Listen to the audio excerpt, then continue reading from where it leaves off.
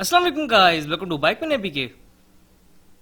आज हम जिन दो बाइक्स का आपस में कंपैरिजन करेंगे उनमें एक है हाई स्पीड इन्फिनिटी 150 और दूसरा है होंडा CB 150। इन दोनों बाइक्स का आज मैं कंपैरिजन करूंगा, जिसके अंदर आपको इन दोनों बाइक्स की लेटेस्ट प्राइजेस क्या चल रही हैं अब जून के अंदर वो आपको बताऊंगा। उसके अलावा सॉरी जुलाई के अंदर, और उसके अलावा जो इन दोनों बाइक्स की स्पेसिफिकेशंस हैं, इनकी जो फीचर्स हैं क्या क्या हैं वो भी आपको बताऊंगा, और कौन सी सिमिलैरिटीज़ हैं इन दोनों बाइक्स के अंदर। तो बिना वेस्ट किए अपनी बाइक की वीडियो को स्टार्ट कर लेते हैं। सबसे पहले इन्फिनिटी की बात करते हैं। तो इसके मीटर के अंदर speedometer, RPM meter, gear indicator, fuel gauge meter, तमाम फीचर्स अवेलेबल हैं।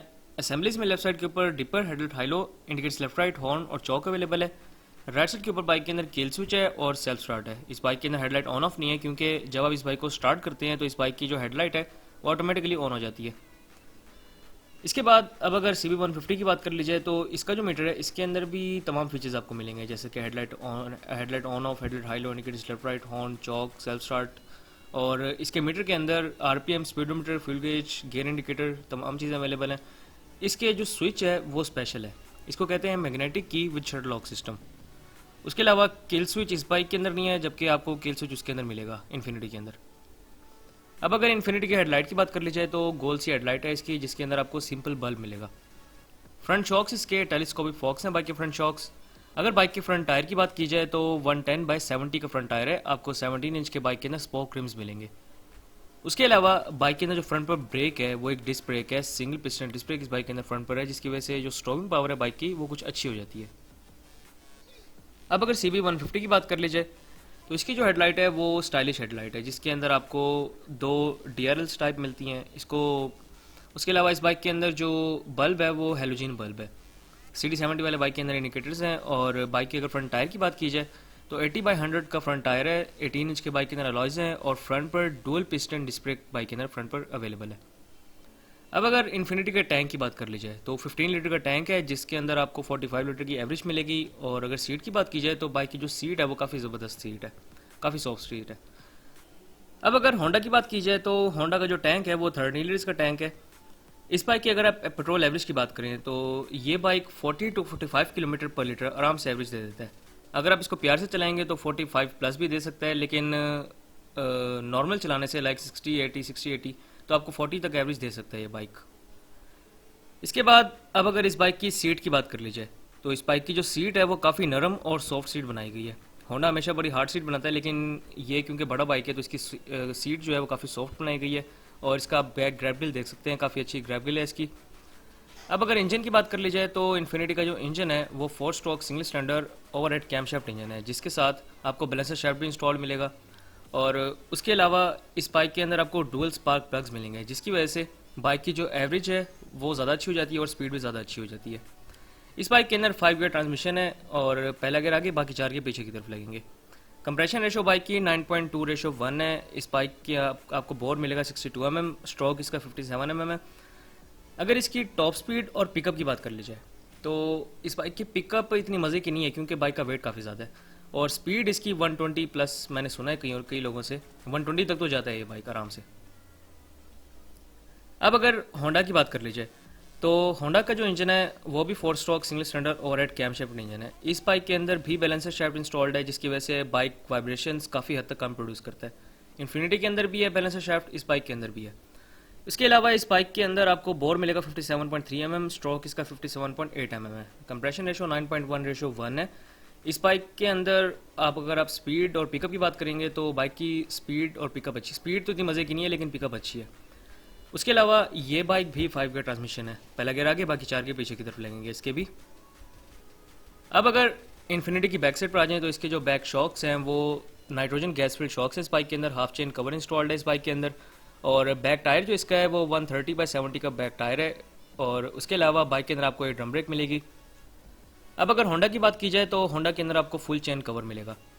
और उसके अलावा इस बाइक के अंदर जो बैक शॉक्स हैं वो स्विंग आर्म एडजस्टेबल बाइक के अंदर शॉक्स हैं। इस बाइक के अंदर आपको सिंपल शॉक्स मिलेंगे, जबकि जो इन्फिनिटी है उसके अंदर nitrogen gas filled shocks installed है। अगर इस बाइक के बैक टायर की बात कर ली जाए तो इस बाइक का जो बैक टायर है वो 90/90 का बैक टायर है। 18 इंच के बाइक के अंदर आपको अलॉयज़ मिलेंगे, और उसके अलावा बैक पर एक ड्रम ब्रेक अवेलेबल है इस बाइक के अंदर। अब अगर इन्फिनिटी की बैक साइड पर आ जाएं तो इन्फिनिटी की जो बैक लाइट है इसके अंदर एक छोटी बैक लाइट लगाई गई है। उसके अलावा आपको गोल से इंडिकेटर्स मिलेंगे इसके अंदर। इसके अंदर छोटी बैक लाइट इस वजह से है क्योंकि ये कैफे रेसर बाइक है, तो इसी वजह से इसके अंदर कैफे रेसर स्टाइल अपनाया गया है। इसके बाद अब अगर होंडा की बात की जाए तो होंडा की जो बैक लाइट है उसके अंदर भी आपको सिंपल बार मिलेगा, लेकिन डिज़ाइन चेंज है। इस बाइक के अंदर बैक पर आप इंडिकेटर्स देख सकते हैं, माशाल्लाह से CD70 वाले इंडिकेटर्स हैं इसके अंदर। और बैक जो बाइक का मडगार्ड है वो आपको हार्ड प्लास्टिक का बैक मडगार्ड मिलेगा। इसके बाद अब अगर इस बाइक के सिलेंसर की बात कर ली जाए तो इस बाइक का जो सिलेंसर है वो ब्लैक पाउडर कोटेड सिलेंसर है, जिसके ऊपर आपको क्रोम प्लेट इंस्टॉल मिलेगी। उसके अलावा अगर आप इस बाइक के साउंड की बात करें तो साउंड इसका जैसे जैसा बाइक है उस हिसाब से तो ओके है। 1 to 5 वाला साउंड नहीं है इसका, बिल्कुल भी नहीं है, लेकिन इसका साउंड ओके है जैसा भी है। अब बात करते हैं इन्फिनिटी के ओवरऑल वेट की। इस बाइक के मैं आपको लेंथ वगैरह नहीं बताऊंगा, इसकी सिर्फ वेट की बात करते हैं तो 150 kg इस बाइक का वेट है। अब सबसे पहले इस बाइक के कंफर्ट लेवल की बात करते हैं। इस बाइक का जो कंफर्ट लेवल है वो बहुत ज़बरदस्त है। 10 में से 10 नंबर दूंगा मैं इसके कंफर्ट लेवल को, क्योंकि इस बाइक के अंदर शॉक्स भी अच्छे लगे हुए हैं, फ्रंट पर भी और बैक पर भी। इसका जो इंजन है उसके अंदर बैलेंसर शाफ्ट आपको मिलेगा और ओवरहेड कैम शाफ्ट इंजन है, जिसकी वजह से वाइब्रेशंस आपको 60 से पहले तो फील होती ही नहीं है। और अगर आपको हल्का फुल्का झटका मिल जाए वहाँ से आप बाइक को गुजारें तो आपको हल्का फुल्का झटका इसके अंदर बिल्कुल फील नहीं होता। अगर इस बाइक के साउंड लेवल की बात की जाए तो बहुत लाउड साउंड है इस बाइक का। और पेंट एंड बिल्ड क्वालिटी की बात की जाए तो बाइक की पेंट क्वालिटी और बिल्ड क्वालिटी अच्छी बनाई गई है। टायर्स एंड ब्रेक्स की बात की जाए तो बाइक के टायर्स क्योंकि बड़े हैं और ब्रेकिंग उस हिसाब से मज़े की नहीं है, क्योंकि फ्रंट पर डिस्क ब्रेक है वो तो ठीक है, लेकिन बैक पे जो ब्रेकिंग है वो इतनी मज़े की नहीं है। मगर फिर भी उसके साथ आपको अगर रोड ग्रिप की बात करें तो बाइक की बड़े टायर्स होने की वजह से रोड ग्रिप काफ़ी अच्छी हो जाती है। गियर बॉक्स की बात करें तो इस बाइक का गियर बॉक्स बटर स्मूथ तो नहीं है, लेकिन ओके है।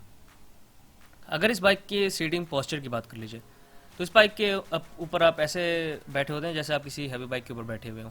इस बाइक का सीटिंग पोस्चर थोड़ा सा झुकने वाला है, आप थोड़ा सा झुक के बैठे हुए होते हैं, जिसकी वजह से अगर आप लॉन्ग टूर करें तो आपको कंधों में हाथों में ज़रा तकलीफ हो सकती है।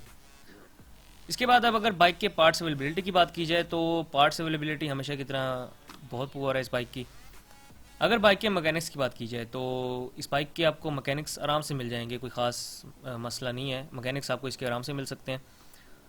उसके बाद अब अगर इसके एक इंजन की बात की जाए तो इसके इंजन की अगर मैं बात करूं तो इसका जो इंजन है वो स्पेशल है, क्योंकि इस जैसा इंजन अभी पाकिस्तान के अंदर दूसरे किसी बाइक में नहीं है। इस बाइक का जो इंजन है इसके अंदर डुअल स्पार्क प्लग्स हैं। 2 स्पार्क प्लग्स होने की वजह से, क्योंकि स्पार्क अच्छा प्रोड्यूस होता है तो बाइक आपको अच्छी एवरेज देता है, उस हिसाब से स्पीड भी अच्छी देता है, लेकिन क्योंकि इसका वेट इतना ज़्यादा है तो आपको स्पीड फील नहीं होती।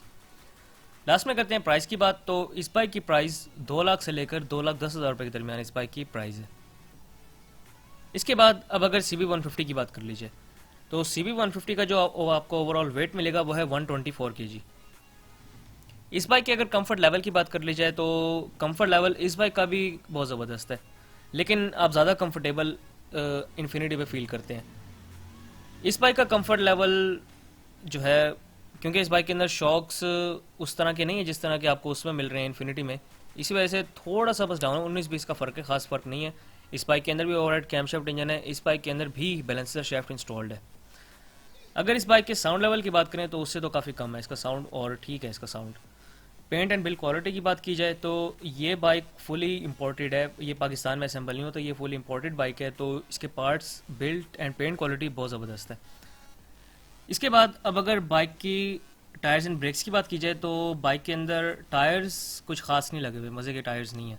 आपका बाइक स्लिप कर जाता है अक्सर जगह पर, क्योंकि इसके अंदर डिस्क ब्रेक है वो तो अच्छी है, लेकिन इसका फ्रंट टायर इस तरह का नहीं है कि वो फ़ौरन ब्रेकिंग पे ग्रिप करे रोड पर, अक्सर स्लिप हो जाता है इसका फ्रंट टायर। उसके अलावा अगर बाइक की रोड ग्रिप की बात की जाए तो रोड ग्रिप इसकी जो होंडा के दूसरे बाइक्स हैं उनसे तो अच्छी रोड ग्रिप है इसकी। गियर बॉक्स की बात की जाए तो बाइक का गियर बॉक्स स्मूथ है। और सीटिंग पोस्चर की बात की जाए तो सीटिंग पोस्चर इसका स्ट्रेट है, आप बिल्कुल सही बैठे होते हैं इसके अंदर, कोई मसला नहीं होता, आप लॉन्ग टूर भी कर सकते हैं इसके ऊपर। उसके अलावा अगर आप बाइक के पार्ट्स अवेलेबिलिटी की बात करें तो पार्ट्स अवेलेबिलिटी होंडा तो कहता है कि हमारे पास पार्ट्स अवेलेबल हैं, लेकिन जब मांगने के लिए जाओ या पूछने के लिए जाओ तो उनके पास नहीं होते। पार्ट्स अवेलेबिलिटी का इशू इसका भी है। उसके अलावा अगर मैकेनिक्स की बात की जाए तो मैकेनिक्स का तो कोई इशू नहीं है। जहाँ से आप CD70 की ट्यूनिंग करवाते हैं या जो भी उसका काम करवाते हैं, वहाँ से आप इस बाइक का भी काम करवा सकते हैं। अगर इस बाइक की रोड अट्रैक्शन की बात की जाए तो रोड अट्रैक्शन मेरे ख्याल में इन्फिनिटी की ज़्यादा है इस बाइक की निस्बत, क्योंकि उसका साउंड भी ज़्यादा है तो आवाम उसको थोड़ा सा ज़्यादा देखती है इस बाइक की निस्बत, क्योंकि अभी थोड़ा सा पुराना हो गया है। लास्ट में करते हैं प्राइस की बात। तो अभी रिसेंटली इस बाइक की प्राइस बड़ी ज़बरदस्त किस्म की बढ़ गई है। मैं आपको इसकी प्राइस बता देता हूँ जो अब जुलाई में इन्होंने अनाउंस की है। इस बाइक की जो आपको लेटेस्ट प्राइस मिल रही है वो है 2,39,000 रुपीज़। 20,000 रुपये बढ़ा दिए हैं इसके। अब मुझे ये नहीं समझ आ रही कि होंडा ने इस बाइक की प्राइस बढ़ाई क्यों है।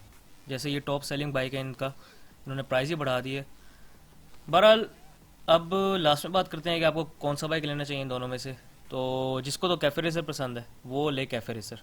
जो सिंपल टूरिंग के लिए बाइक, टूरिंग नहीं, या जो फॉर एग्जांपल लॉन्ग टूर्स करते हैं, डेली ड्राइव्स करते हैं, जिनका रोज़ का काम होता है चलाना, ऑफिस जाते हैं, थोड़ा सा लंबा, किसी को 50-50 60-60 किलोमीटर कवर करना होता है रोज़ का, तो उनके लिए तो ये बाइक बहुत ज़बरदस्त है।